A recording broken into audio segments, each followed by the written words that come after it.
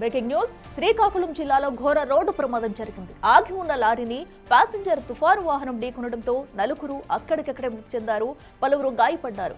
కోటబొమ్మాలి మండలం ఎత్తురాళ్లపాడు గ్రామ సమీపంలో తెల్లవారుజామున సుమారు 2:45 సమయంలో ఈ ప్రమాదం జరిగింది.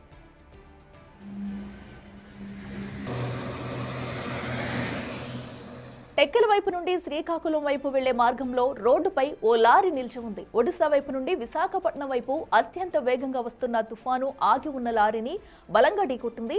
ఈ ప్రమాదం దాటికి తుఫాను వాహనం నుజ్జునుజ్జైంది. సమాచారం అందుకున్న పోలీసులు అంబులెన్స్ సహాయంతో గాయపడిన వారిని రిమ్స్ ఆసుపత్రికి తరలించారు.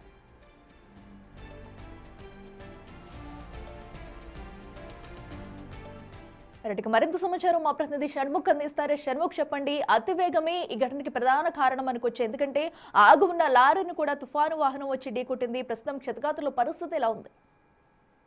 అట్లా మనం చూసుకున్నట్టయితే ఇక్కడ స్పష్టంగా తెలుస్తుంది, అక్కడ ఆ తుఫాన్ వాహనం డ్రైవర్ ఎవరైతే ఉన్నారో ఆ డ్రైవర్ నిర్లక్ష్యమే ప్రమాదానికి కారణంగా క్లియర్ గా తెలుస్తుంది. అక్కడ విజువల్స్ లో కూడా క్లియర్ గా కనిపిస్తుంది ఎంత స్పీడ్ ఆగి ఉన్న లారీని ఎంత స్పీడ్ గా వచ్చి ఢీ కొట్టకపోతే మొత్తం ఆ వాహనం ఫ్రంట్ భాగం మొత్తం కూడా నుజ్జు అయినటువంటి పరిస్థితి. అంటే ఎంత స్పీడ్ గా వచ్చి ఉంటారని చెప్పేసి మనం అర్థం చేసుకోవచ్చు.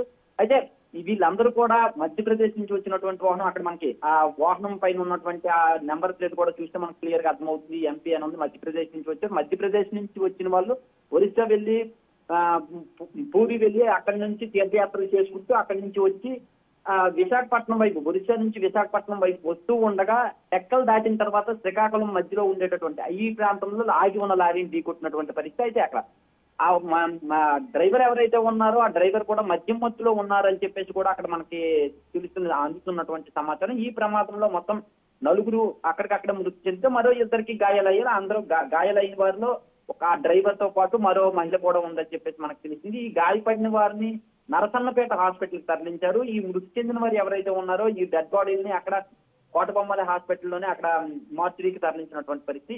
ఏదేమైనప్పటికీ కూడా ఈ ప్రమాదానికి నిర్లక్ష్యమే కారణంగా తెలుస్తుంది. అక్కడ షణ్ముఖ్, అయితే ఆ తెల్లవారుజామున కూడా ఈ ప్రమాదం జరిగినట్టు తెలుస్తుంది. అంటే ఇప్పుడైతే ఈ సీజన్ లో మంచు ప్రభావం కూడా ఎక్కువ ఉండే ఛాన్స్ ఉంది.